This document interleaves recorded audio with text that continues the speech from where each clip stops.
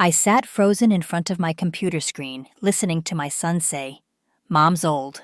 We should put her in a home and sell the house. We'd each get at least $2 million." The security camera feed showed my children in my living room, planning my disposal like I was outdated furniture. Let me know where you're watching from today, and if you're new here, don't forget to like this video and subscribe to join our growing community. My name is Beatrice Sullivan, and at 73 years old, I never imagined my own flesh and blood would betray me so coldly. For the past 10 years since my husband Richard passed away, I've lived alone in our family home in Boston's Beacon Hill neighborhood. It's a beautiful Victorian brownstone that Richard and I restored with love over 4 decades of marriage. The house stands 4 stories tall, with original mahogany banisters, intricate crown moldings, and stained glass windows that cast rainbow patterns across the hardwood floors when the afternoon sun hits just right. We bought it in 1975 for $100,000, a fortune to us then, and spent years lovingly restoring every detail. Now it's worth over $4 million, but its true value can't be measured in dollars. This is where I raised my children, Marcus and Diana. The kitchen still bears faint marks on the doorframe where we measured their height each birthday. The backyard oak tree still holds the remnants of their treehouse. The third-floor study still has Richard's pipe smell lingering in the curtains even after a decade. But to my children, apparently, it's just a $4 million asset waiting to be liquidated. I installed the security cameras 2 months ago after noticing things going missing. First, it was small items: a silver letter opener, an antique music box, my mother's pearl earrings. Then important documents began disappearing from my desk. I told myself I was being paranoid, that perhaps my memory was failing me, but something in my gut told me to be cautious. My friend Helen, who volunteers at the senior center with me, suggested the cameras. "Better safe than sorry be," she said. "These days you can never be too careful." I had them installed discreetly. Tiny devices hidden in smoke detectors and air vents connected to my computer. Marcus, my eldest at 45, is a successful lawyer specializing in estate planning. Ironic, considering what he was planning for my estate. He visits once a month, always perfectly dressed in his tailored suits, always with his hand out for money. "Just a small loan, Mom," he'd say, flashing the charming smile that used to melt my heart. Things are tight with the kids' private school tuition. The loans were never repaid, and I later learned his children attend public school. He married Jennifer, a social climber, who treats me with barely concealed contempt. They live in a McMansion in the suburbs, driving luxury cars. They can't afford, hosting parties for people they barely know. Marcus was always ambitious, but Jennifer's influence turned that ambition into naked greed. Diana, 42, married well, or so she thought. Her husband, Christopher, was a tech whiz kid with big dreams and bigger promises. Their wedding cost $150,000, most of which I paid for because Diana insisted on the wedding of her dreams. The marriage lasted longer than Christopher's startup, which failed spectacularly, leaving them with a mortgage they couldn't afford and a lifestyle they refused to downgrade. She'd drop by occasionally, always when she knew I'd be alone, eyeing my jewelry and artwork like an appraiser at an estate sale. "Mother, you really should update your style," she'd say, fingering my engagement ring. "These old pieces are so outdated." But there's another important person in this story, Theodore Chen, whom everyone calls Theo. He's the 30-year-old son of my best friend May, who passed away 5 years ago from cancer. I met May at a cooking class in 1995, and we became instant friends despite our different backgrounds. When her husband died suddenly, leaving her to raise teenage Theo alone, I helped however I could. When May was diagnosed with terminal cancer, she had no family to turn to. "Promise me you'll watch over Theo," she begged from her hospital bed. "He's a good boy, but he'll need guidance." I promised, and I've kept that promise. I took Theo under my wing when he was orphaned at 16, supported him through college, and he's been like a grandson to me ever since. Unlike my biological children, Theo visits weekly, helps with groceries, fixes things around the house, and actually cares about my well-being. He never asks for money, though. I've offered to help him many times. The day everything changed started ordinarily enough. It was a crisp Tuesday morning in October. I was in my study reviewing some investment reports while Muffin, my tabby cat, dozed in a patch of sunlight. The grandfather clock in the hallway, a wedding gift from Richard's parents, chimed 10 o'clock. On a whim, I decided to check the security camera footage from the previous evening Marcus and Diana had visited together. Unusual, since they rarely coordinated their visits unless they wanted something significant. What I saw and heard shattered my heart into a million pieces. The footage showed them arriving after I'd gone to bed around 11 p.m. They let themselves in with their keys, disabled the alarm with the code I'd trustingly given them, and made themselves comfortable in my living room. Marcus poured himself a generous glass of my late husband's 30-year-old scotch, the bottle I'd been saving for special occasions. "I talked to that real estate agent," Marcus said, settling into Richard's favorite leather chair. "Brad Matthews, the one who sold the Cunningham place. He estimates the house at $2 million, maybe more if we stage it right." Diana nodded eagerly, her eyes gleaming with greed. "And Dr. Phillips says he can write a diagnosis of dementia. It'll cost us 10 grand, but that's nothing compared to what we'll get." My hand flew to my mouth. Dr. Phillips was Marcus's golf buddy from the country club. They were planning to bribe a doctor to declare me mentally incompetent. "The trick is to make it look natural," Marcus continued, swirling the amber liquid in his glass. "We start documenting her confusion, maybe hide her pills so she actually gets disoriented, then we file for guardianship." "What about her friends?" Diana asked. "Helen visits almost daily, and that Chinese boy is always hanging around." "Once we have guardianship, we can restrict visitors," Marcus replied. "Say it's for her own good that too many people confuse her." They continued planning my institutionalization with chilling efficiency. They had researched nursing homes focusing on the cheapest ones far from Boston. They discussed selling my furniture, auctioning my jewelry, even putting down my cat Muffin, because the nursing home won't allow pets. I already had Christie's look at her art collection. Diana said the Monet sketch alone could fetch $300,000. And did you see that Tiffany lamp in the parlor? That's another 50 grand at least. "The real money is in the house," Marcus said. "Prime Beacon Hill real estate. We could subdivide it into luxury condos or sell to a developer." The worst part came when Diana said, "She's had a good run. It's our turn now. Besides, she's just wasting away in this big house. We're doing her a favor, really. Those places have activities, medical care." Marcus laughed. "A favor that nets us $2 million each. I call that a win-win." They spent over an hour planning every detail. They would start by gaslighting me, hiding things, changing appointments, telling me I'd forgotten conversations that never happened. They'd document everything, building a case for my supposed dementia.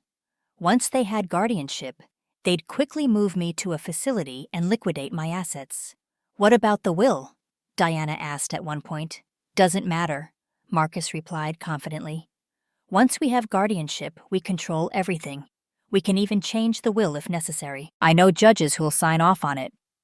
I watched the entire conversation, my hands shaking, tears streaming down my face. These were the children I'd sacrificed everything for.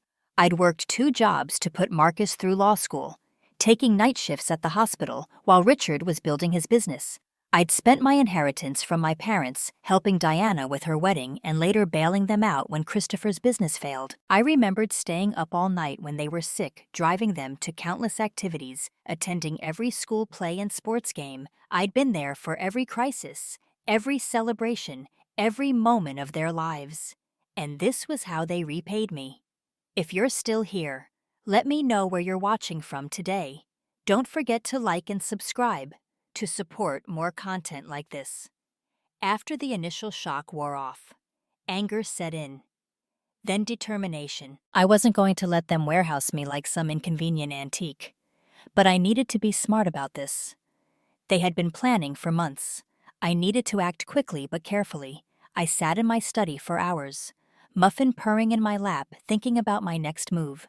Then I called Harold Goldstein, my attorney and friend for 40 years. Harold had handled Richard's estate and had become more than just a lawyer. He was a trusted confidant. "Harold, I need to see you. It's urgent," I said, trying to keep my voice steady. "Beatrice, what's wrong? You sound upset." "I've discovered something terrible. Can you come over? And Harold, bring your estate planning files. All of them."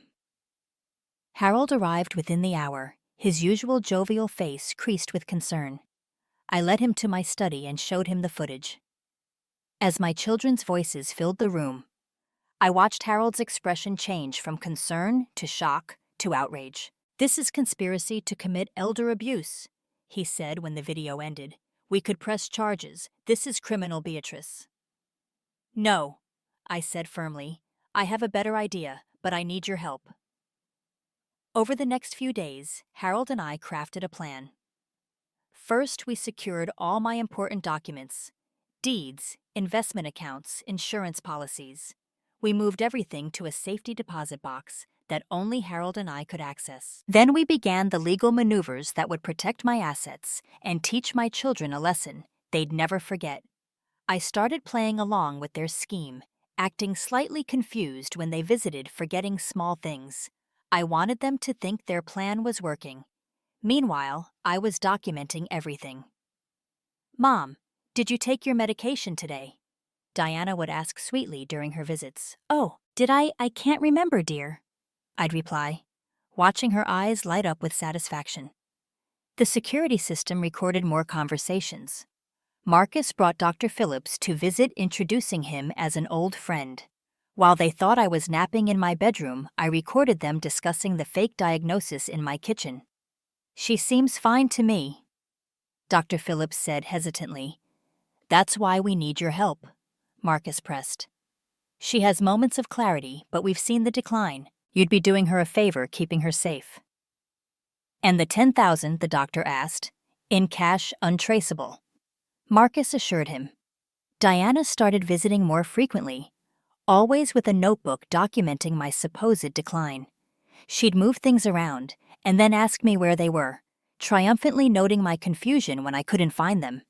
She even started taking pictures of my pills, claiming I was taking them incorrectly when she had been secretly removing them from my pill box. 2 weeks into my performance, I executed phase 1 of my plan. With Harold's help, I transferred the house to a charitable trust with very specific conditions. The trust stipulated that I could live in the house for the rest of my life, and upon my death, it would become a museum dedicated to Victorian architecture and family history. No one could sell it ever. The trust was irrevocable and included a clause that any attempt to challenge it would result in immediate eviction of the challenger from the property. Harold made sure it was airtight.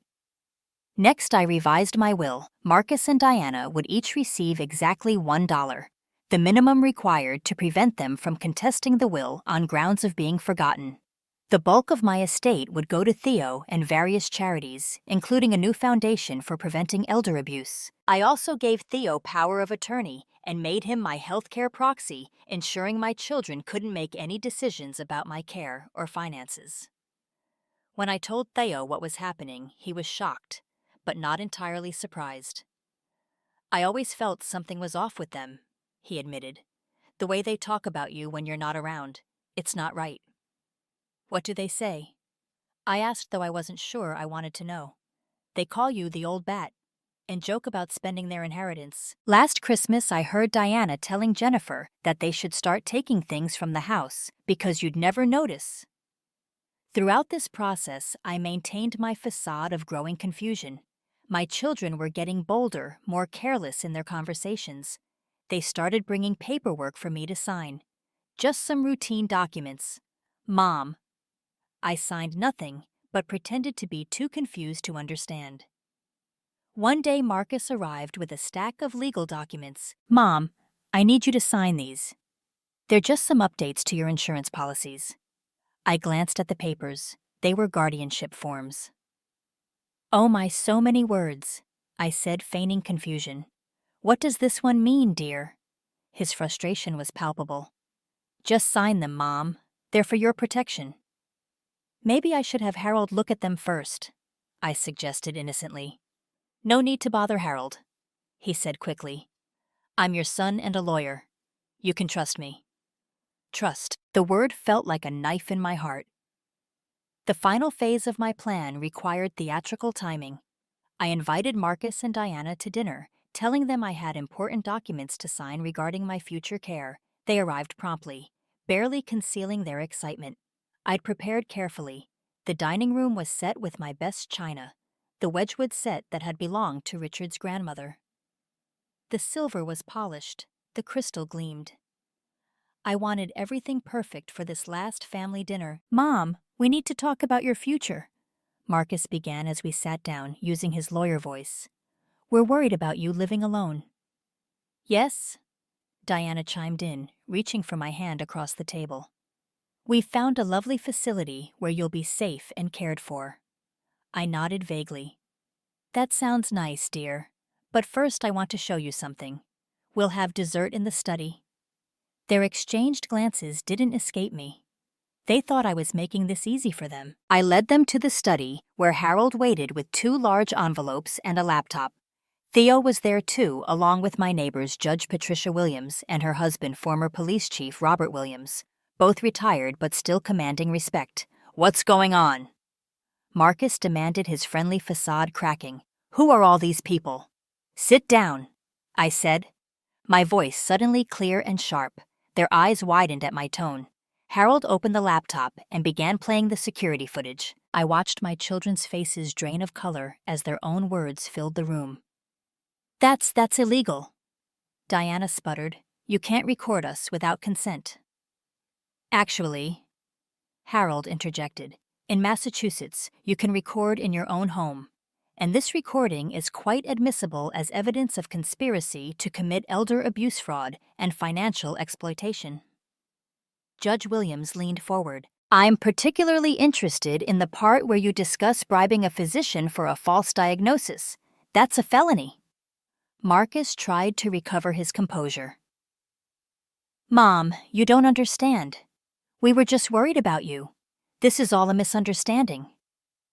Worried about my money, you mean? I said, let me make something clear. I am of completely sound mind, as these witnesses and my recent cognitive evaluation will attest. I produced a document from a neurologist, a real one, not Marcus's golf buddy. Furthermore, Harold continued, your mother has already taken steps to protect her assets. The house has been transferred to an irrevocable trust. Her will has been updated, and Theo here has power of attorney. Diana turned on Theo. You manipulated her. You're stealing our inheritance. Theo, who had been quiet until now, spoke calmly. I've never asked Beatrice for anything. She's family to me. Real family doesn't plot to lock away their loved ones for money. I opened the envelopes Harold had prepared. These are cease and desist orders. If either of you comes within 500 feet of me or my property, you'll be arrested. If you contest any of my legal arrangements, this recording goes to the police and the Bar Association. Marcus, the lawyer, knew he was beaten. His face had gone from red to ashen. You can't do this. We're your children. Yes, I said sadly. And I've spent 40 years loving you, supporting you, giving you everything. But you're not the children I raised. You're strangers who see me as nothing but a bank account. Diana began to cry. Whether from genuine remorse or frustration, I couldn't tell. Mom, please. We're sorry, we didn't mean it. You meant every word, I replied, and actions have consequences. Harold handed them each a check. Your mother is giving you each $50,000, a final gift. After this, you're on your own. Marcus looked at the check with disgust. This is nothing. After everything we've done for you. What exactly have you done for me, Marcus? I asked quietly.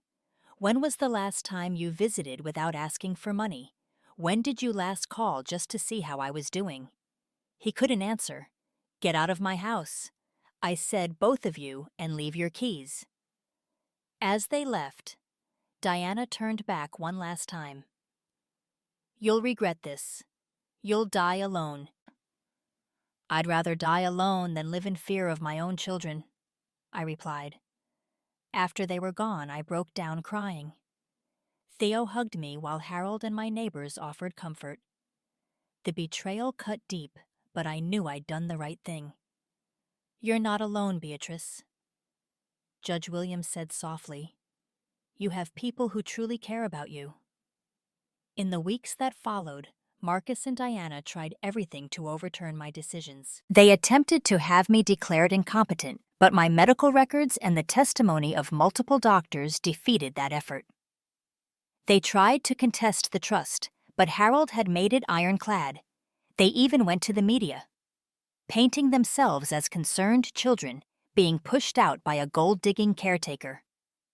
But I released portions of the security footage that quickly changed the narrative. The local news picked up the story, and public opinion turned sharply against them. The community reaction was swift and severe. Marcus lost several high-profile clients who were disgusted by his actions. The Bar Association launched an investigation into his attempted fraud. Diana's social circle ostracized her, and the country club revoked their membership. Christopher. Diana's husband filed for divorce after learning about the scheme. Apparently, he hadn't known about the plan and was horrified. I married a woman I thought had a good heart, he told me when he came to apologize. I didn't know she was capable of this. Meanwhile, my life improved dramatically. Free from the stress of their manipulations, I felt younger and more energetic. Theo moved into the carriage house on my property, paying fair rent and providing companionship and security without impinging on my independence. I used some of my wealth to establish the Sullivan Foundation for Elder Protection, providing resources for seniors facing family exploitation. The foundation offers legal aid counseling and safe housing for elderly abuse victims. We also run educational programs to help seniors recognize the warning signs of financial exploitation. The foundation's first major case involved helping an 80-year-old woman whose grandson was slowly draining her accounts. We got her money back and helped prosecute the grandson. Word spread quickly, and soon we were helping seniors across New England. 6 months after the confrontation, I received a letter from Diana. Dear Mother, I don't expect forgiveness. I've started therapy and am beginning to understand how greed poisoned my soul. I'm working 2 jobs now to pay off debts and learning what it means to earn rather than take. I'm not writing to ask for anything. I just want you to know that I'm trying to become someone worthy of being your daughter again, Diana. I appreciated the letter but maintained my boundaries. Trust once shattered takes years to rebuild, if it can be rebuilt at all. Marcus took a different path. He sued Theo for undue influence, claiming Theo had manipulated me into changing my will. The case was dismissed with prejudice, and the judge warned Marcus about frivolous litigation. The Bar Association suspended his license for 6 months due to the attempted fraud with Dr. Phillips. A year later, I celebrated my 75th birthday, surrounded by true friends and chosen family. Theo organized a surprise party in my garden with neighbors, charity colleagues, and even some of my old students from my teaching days. The garden was decorated with twinkling lights, and a string quartet played softly in the background. People shared stories about how I'd impacted their lives. Former students who credited me with their success. Neighbors I'd helped through difficult times. Seniors who'd been saved by the foundation. As I looked around at the genuine smiles and warm wishes, I realized that family isn't just about blood. It's about love, respect, and loyalty. Theo gave a toast that brought tears to my eyes. To Beatrice, who taught me that strength isn't about age or money, it's about character, who showed me that family is chosen by the heart, not determined by DNA. Happy birthday to the grandmother I chose and who chose me back. These days I live peacefully in my beloved home, knowing it will be preserved for future generations. To appreciate, I travel when I want. Last month, I took a riverboat cruise through Europe with Helen. I volunteer at the foundation, sharing my story to help other seniors protect themselves. Theo has become a successful architect, specializing in historical preservation. He recently got engaged to a lovely young woman named Sarah, who reminds me of myself at her age. Kind, intelligent, and fiercely loyal to those she loves. The security cameras are still active, but now they just capture happy moments. Theo's engagement party in the garden neighborhood, children trick-or-treating, foundation fundraisers on the lawn. The footage I watch now fills me with joy instead of dread. Last month I saw Marcus at a coffee shop. He looked older, tired, his expensive suit replaced by off-the-rack clothing. He started to approach me, then stopped, nodded respectfully, and walked away. It was the first respectful gesture he'd shown me in years. Diana sends Christmas cards now, not asking for anything, just brief updates and pictures of her children, my grandchildren whom I barely know. She's working as a receptionist and volunteers at a homeless shelter. Maybe someday, if she continues on this path, there might be room for reconciliation. But trust once shattered is not easily rebuilt. People sometimes ask if I regret cutting off my children. I tell them I didn't cut them off. They cut themselves off when they chose greed over love. I regret that they became people capable of such betrayal, but I don't regret protecting myself. The house remains my sanctuary, filled with memories of happier times. Richard's portrait hangs in the study, and sometimes I talk to it, telling him about my day, about Theo, about the foundation. I like to think he'd be proud of how I handled everything. I've also started writing my memoirs, not for publication, but for the museum. The house will become. I want future visitors to understand that these walls sheltered not just a family, but a story of resilience, betrayal, and ultimately triumph. The Sullivan Foundation has grown beyond my wildest dreams. We now have chapters in 5 states and have helped hundreds of seniors. We've successfully prosecuted dozens of cases of elder abuse and recovered millions in stolen assets. Just last week, we helped a 90-year-old veteran whose nephew was trying to force him into a nursing home to sell his house. The nephew had been siphoning money for years, but thought the old man was too feeble to fight back. He was wrong. With our help, the veteran not only kept his home, but saw his nephew face criminal charges. These victories matter. Each senior we help is someone's parent, grandparent, aunt, or uncle. Each case prevents a tragedy like the one I nearly faced. If you're watching this and facing similar challenges with family members who see you as a resource rather than a person, remember this: you have the right to protect yourself, your assets, and your dignity. Age doesn't diminish your worth or your rights. Don't let anyone, not even family, treat you as disposable. Here's what I've learned. Trust your instincts. If something feels wrong, it probably is. Document everything. Keep records. Install security if needed. Build a support network of people who value you for yourself. Don't let guilt prevent you from protecting yourself. Seek legal help early, not when it's too late. Remember that setting boundaries isn't cruel. It's necessary. Consider installing security cameras if you suspect something is wrong. They're not just for catching burglars. Sometimes the biggest threats come from those closest to us. To the adult children watching this, I have a message. Your parents don't owe you their life savings. They worked hard for what they have, and it's theirs to use as they see fit. If you're counting on an inheritance, you're planning your future on something that isn't yours. Instead of scheming to take what your parents have, honor them by building your own life, visiting because you love them, and cherishing the time you have together. The saddest part of my story isn't the money or the house. It's the lost relationships I would have happily shared.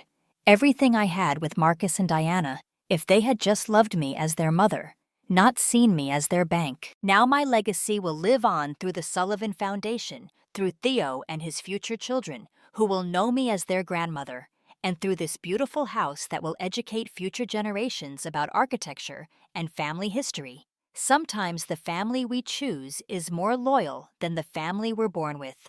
Blood may be thicker than water, but love and respect are thicker than blood. If you've experienced something similar, please share your story in the comments. You're not alone, and your experience might help someone else recognize the warning signs before it's too late. Thank you for listening to my story. If you found it helpful or enlightening, Please like this video and subscribe to our channel.